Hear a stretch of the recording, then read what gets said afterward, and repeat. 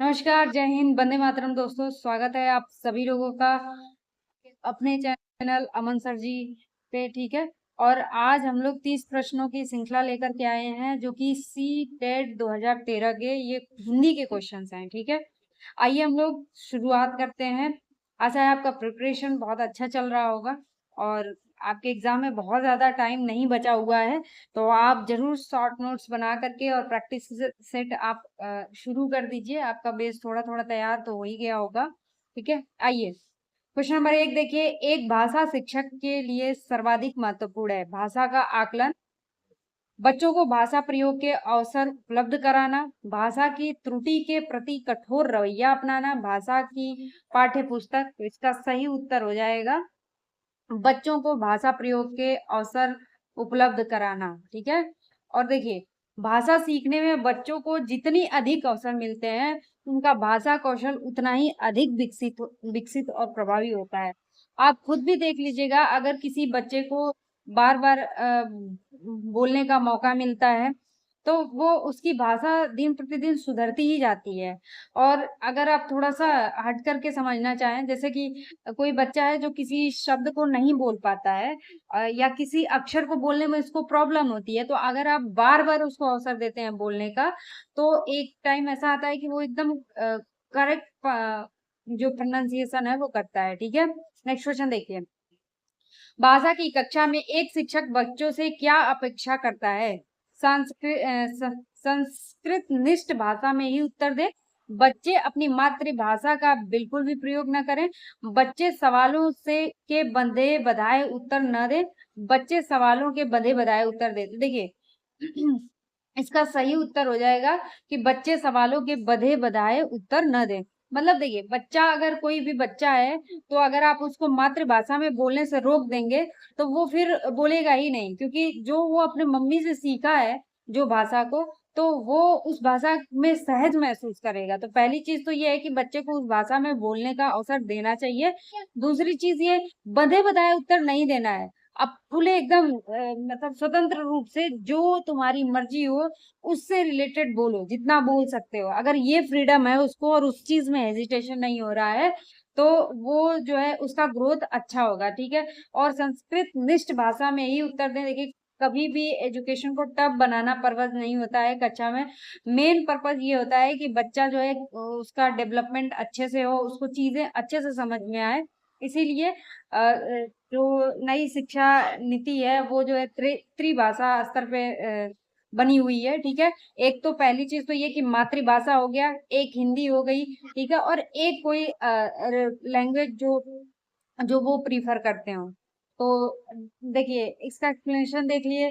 शिक्षक चाहता है कि बच्चे रटे रटाए उत्तर न देकर मौलिक विचार और अपनी रचनात्मक अभिव्यक्ति प्रस्तुत करें। नेक्स्ट क्वेश्चन देखिए।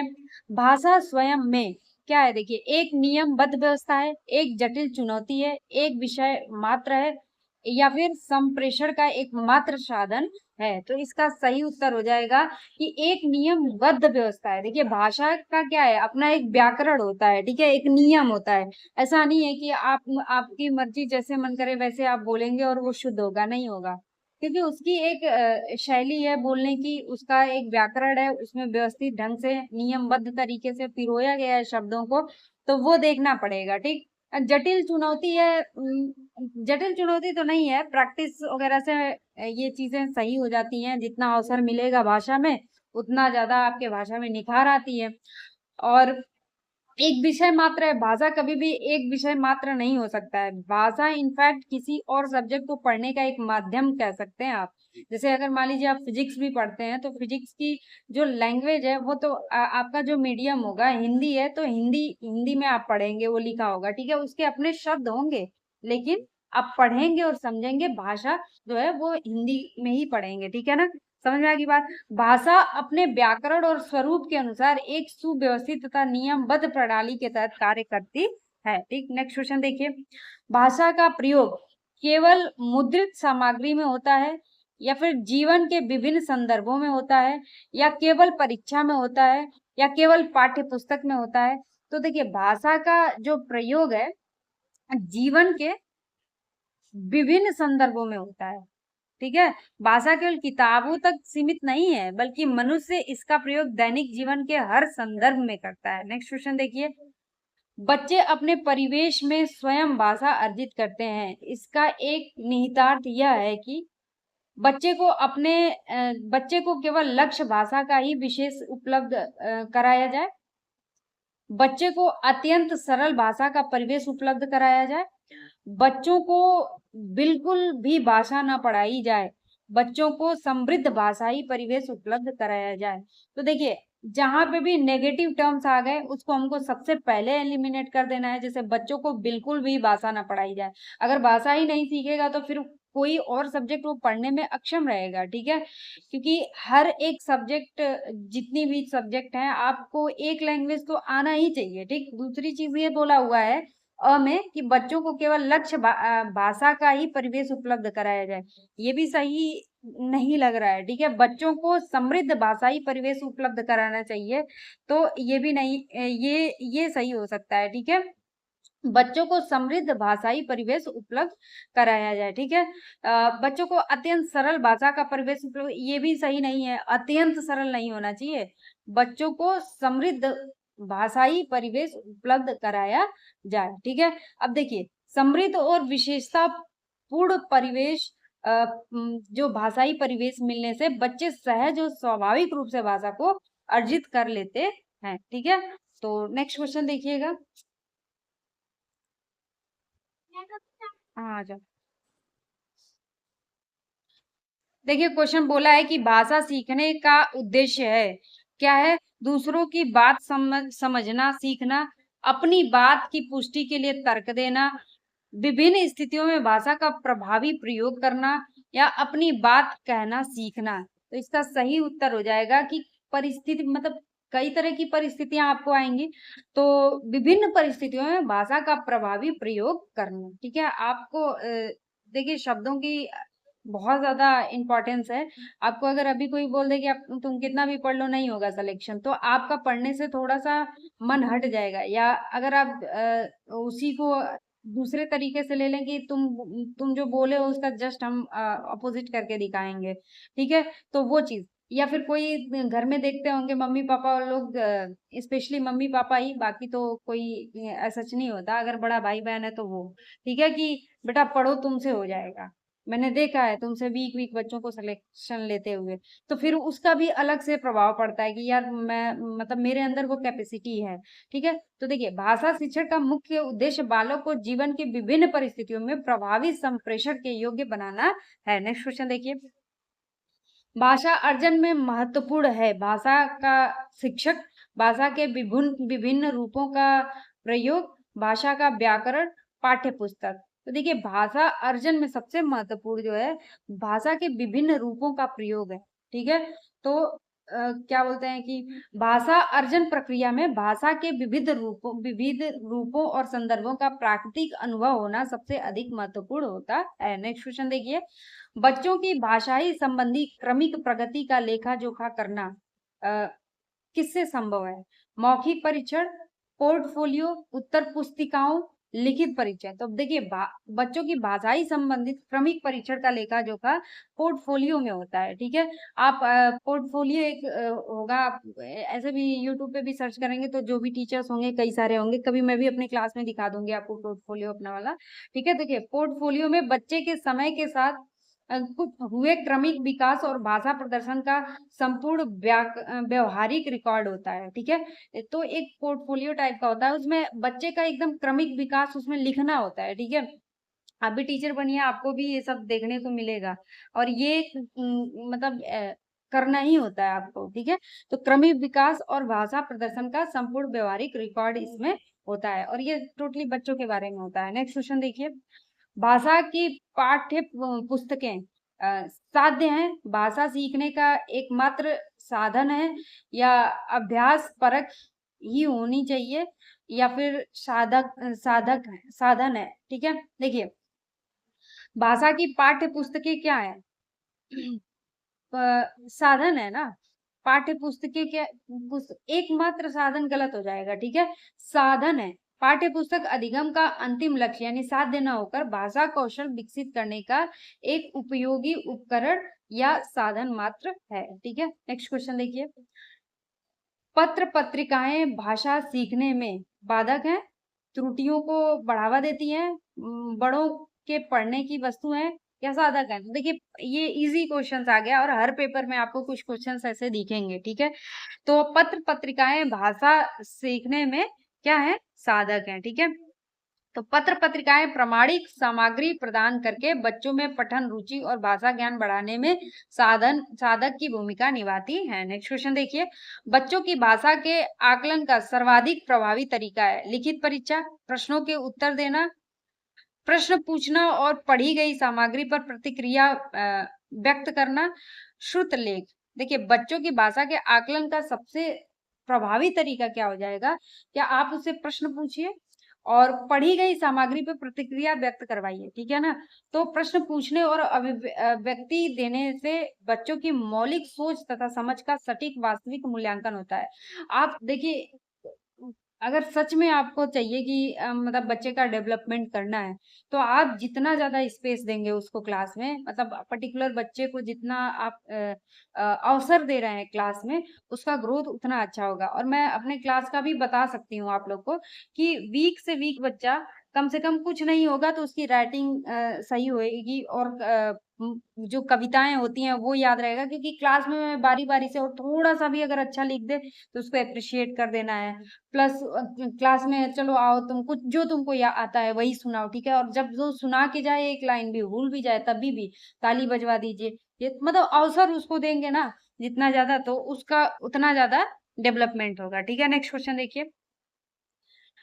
आप सीडीपी को अगर ऐसे पढ़ेंगे तो बोरिंग हो जाएंगी। ठीक है, आप व्यवहारिक तरीके से देखिए, खुद के ऊपर ले करके देखिए कि अगर आप बच्चे थे तो किस तरह से आपका डेवलपमेंट हो रहा था, कौन सा टीचर आपका फेवरेट था और किस लिए था, तो वो आपको मतलब ऑटोमेटिकली सीडीपी क्वेश्चन सही बनने लगेंगे। ठीक है, देखिए प्रश्न पूछना, प्रतिक्रिया व्यक्त करना, परिचर्चा में भाग लेना, वर्णन करना।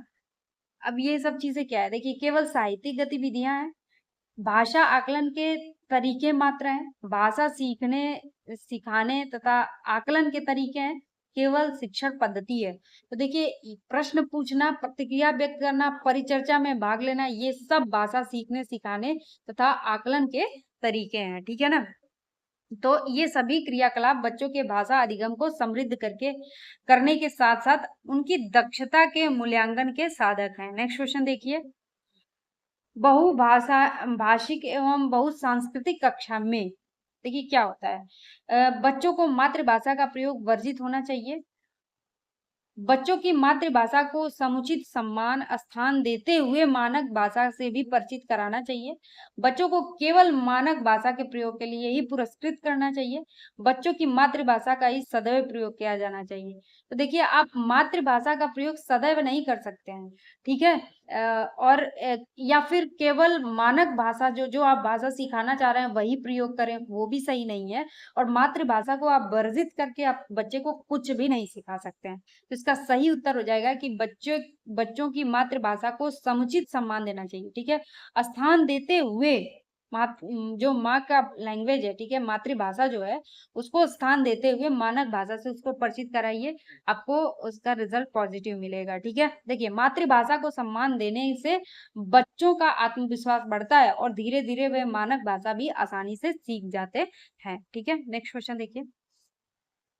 भाषा भाषा के व्याकरण की समझ को केवल वस्तुनिष्ठ प्रश्नों के माध्यम से आंका जाना चाहिए, केवल लघुत्तर प्रश्नों के माध्यम से आंका जाना चाहिए, निबंधात्मक प्रश्नों के माध्यम से आंका जाना चाहिए, संदर्भ परक प्रश्नों के माध्यम से आंका जाना चाहिए। तो इसका सही उत्तर हो जाएगा संदर्भ परक प्रश्नों के माध्यम से आंका जाना चाहिए। देखिए आप बच्चे को सिर्फ ऑप्शनल क्वेश्चन दे करके सोचेंगे कि उसका प्रिपरेशन हो जाए तो वो मुश्किल है। ठीक है, और दूसरी चीज ये है कि लघु उत्तरी सिर्फ बोर हो जाएगा बच्चा ना। ठीक है, निबंधात्मक टाइप का अगर कुछ देते हैं तो संदर्भ परक प्रश्नों के माध्यम से आकलन कीजिए, आका जाना चाहिए तो वो ठीक रहता है। ठीक है, व्याकरण का वास्तविक परिचय रटने के बजाय व्यवहारिक एवं संदर्भ युक्त वाक्यों के प्रयोग द्वारा ही संभव है। नेक्स्ट क्वेश्चन देखिए।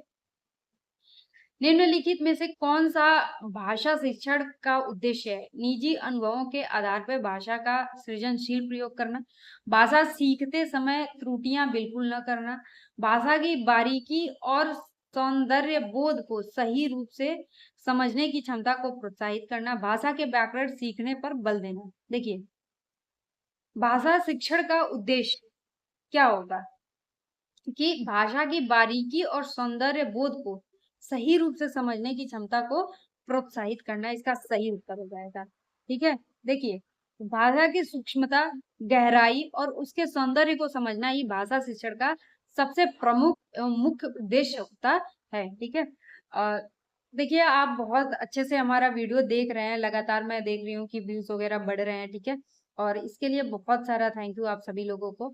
और आप, अगर आपको वीडियो अच्छा लगे तो चैनल सब्सक्राइब कर दीजिएगा और अपने दोस्तों को भी शेयर कीजिए। ठीक है, इससे हमारा भी मोटिवेशन होता है, आपका भी अ, अच्छा, मतलब ग्रोथ हो रहा है। ठीक है, देखिए, अब 106 से 111 तक जो है पद्य के बेसिस पे क्वेश्चन पूछे जाएंगे। तो आइए हम लोग पहले पढ़ लेते हैं इसको और फिर क्वेश्चन अटेंड करेंगे। ठीक है, हमने जब देखा कितना अच्छा है घर, हमने जब घर में झांका प्यार की झलक, हमने जब घर पाया ईश्वर का, हमने जब घर पाया मित्र पराये का, हमने जब घर ढूंढा तले हर परछाइयों के अंधियारे में, हमने पाया दीप सागर हाँ घर, हमने जब घर में उजियारे प्यार की झलक। तो हमने जब घर में उजियारे प्यार की झलक, तो ये मन्नू भंडारी की पोएट्री है। ठीक है, इससे क्वेश्चन पूछा हुआ है। और आइए अब हम लोग क्वेश्चन अटेंड करते हैं। ठीक है, नेक्स्ट क्वेश्चन देखिए। देखिए, काले बादल में रहती चांद की रेखा, पक्ति का भाव है। विपत्तियों के बीच आशा की किरण दिखाई देती है। बादलों के टकराने से बिजली चमकती है। काले बादलों में चांदी की रेखा रहती है।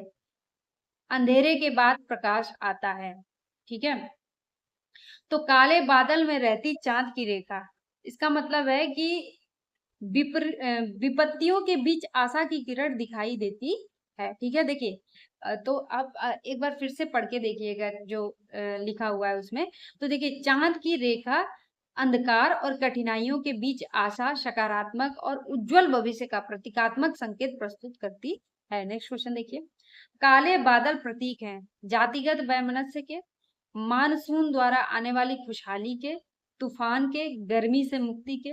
तो इसका सही उत्तर हो जाएगा जातिगत वैमनस्य से। ठीक है, तो कविता जो अभी पीछे हम लोग पढ़े थे उसको फिर से एक बार देख लीजिएगा, तो ऐसे ही क्वेश्चंस आएंगे। ठीक है, आपको कविता दे देगा, उसमें क्वेश्चन पूछ लेगा और फिर गद्य से भी क्वेश्चन पूछता है। ठीक है, तो आगे गद्य भी ये करेंगे हम लोग। कविता की पंक्ति, काले बादल जाति द्वेष के अनुसार, काले बादल सामाजिक द्वेष और वैमनस्य को दर्शाते हैं। नेक्स्ट क्वेश्चन देखिए।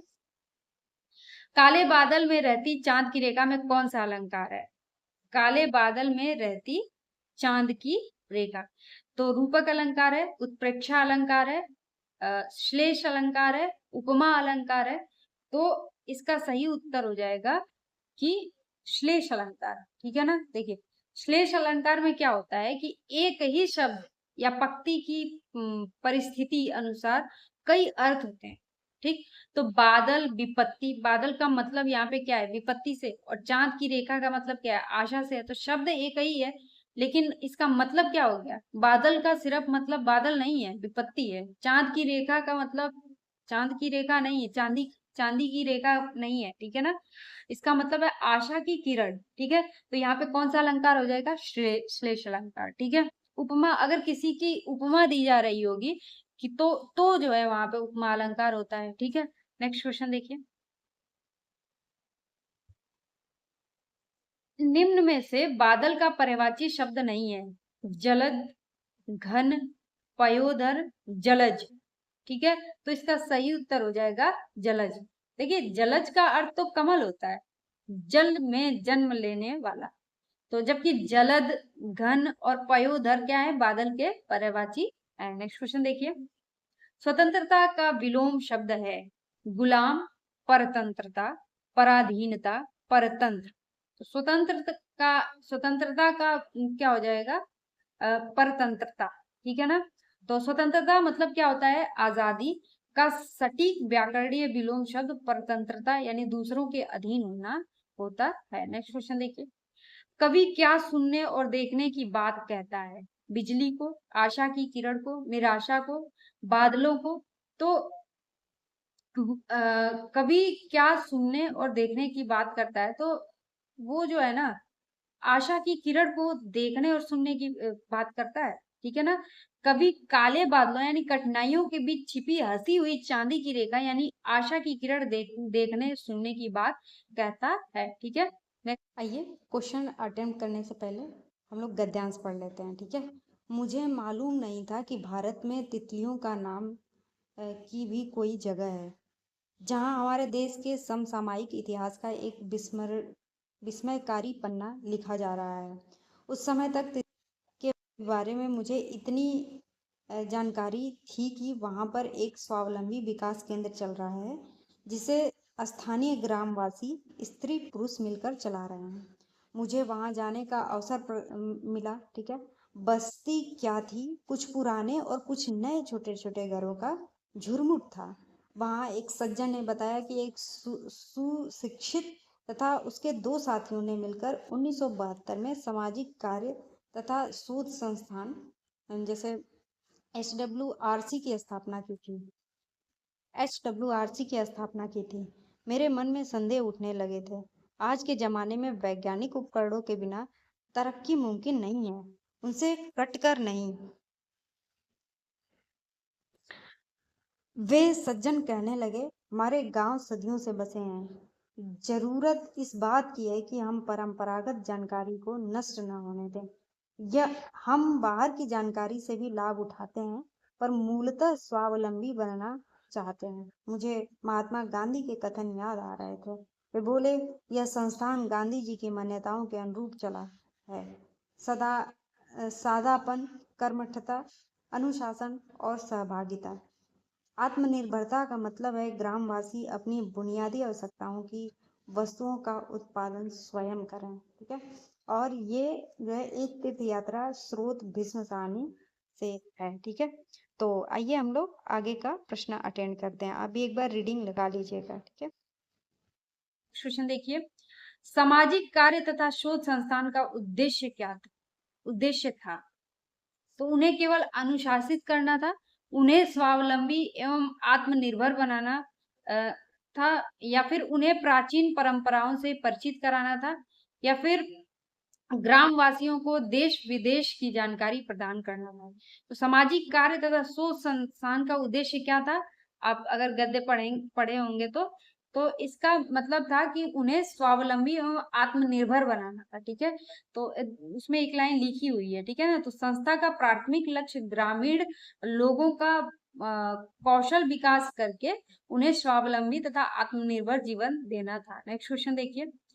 लेखक का मानना था कि ग्रामवासी अपनी समस्या स्वयं सुलझा सकते हैं। ग्रामवासी को अपनी समस्या स्वयं सुलझाने की आदत है, या फिर आधुनिक समय में वैज्ञानिक उपकरणों और जानकारी से कटकर या उसकी अवहेलना करके तरक्की नहीं की जा सकती है, या आधुनिक समय में वैज्ञानिक उपकरणों और जानकारी के बल पर ही तरक्की नहीं की जा सकती है।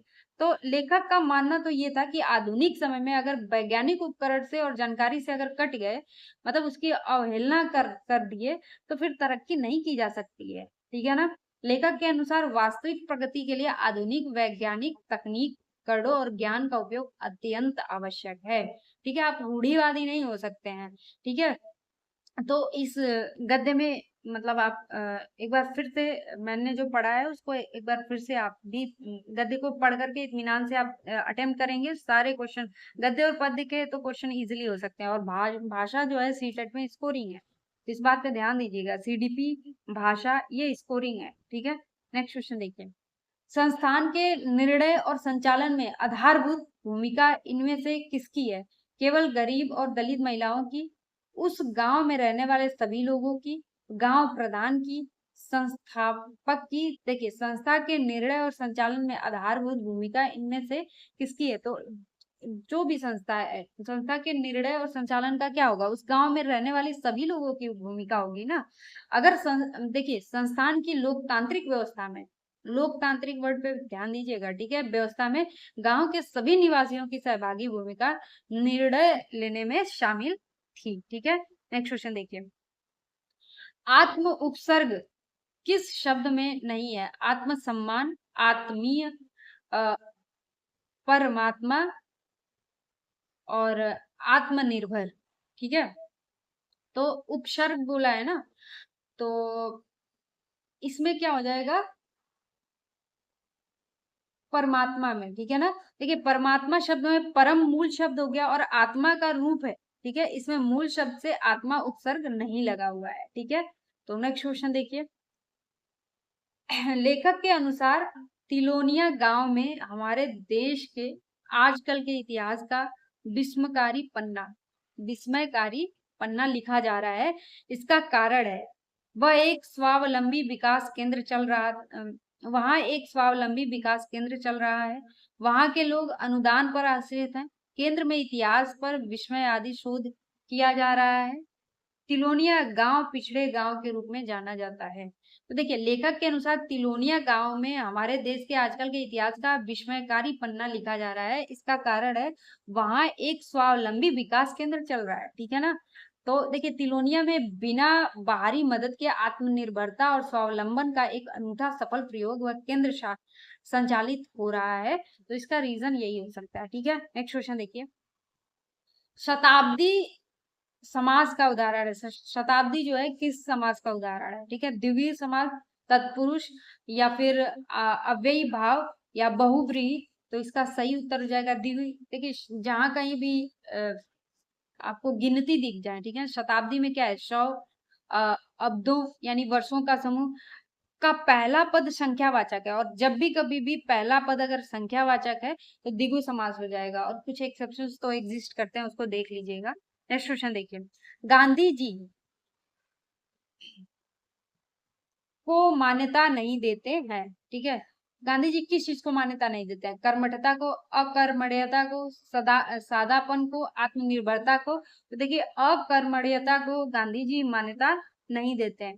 गांधी जी श्रम, स्वावलंबन और कर्मठता के प्रबल समर्थक थे, ठीक है, और अकर्मण्यता यानी काम न करने की प्रवृत्ति के सख्त खिलाफ थे, ठीक है। नेक्स्ट क्वेश्चन देखिए, निम्नलिखित में से संज्ञा का उदाहरण नहीं है, स्वावलंबन, अनुशासन, अनुशासित, आत्मनिर्भरता। तो इसका सही उत्तर हो जाएगा अनुशासित, ठीक है। इसका सही उत्तर क्या हो जाएगा, अनुशासित। तो ये जो है अनुशासित, अनुशासित शब्द एक विशेषण है, उदाहरण अनुशासित शब्द, ठीक है, जबकि स्वावलंबन, अनुशासन और आत्मनिर्भरता भाववाचक संज्ञा है। नेक्स्ट क्वेश्चन देखिए, उपयोगी शब्द का विलोम है, अनुपयोगी, अनुपयोगी, उपयोगिता, दुरुपयोगिता। तो उपयोगी शब्द का विलोम क्या हो जाएगा, अनुपयोगी, ठीक है ना।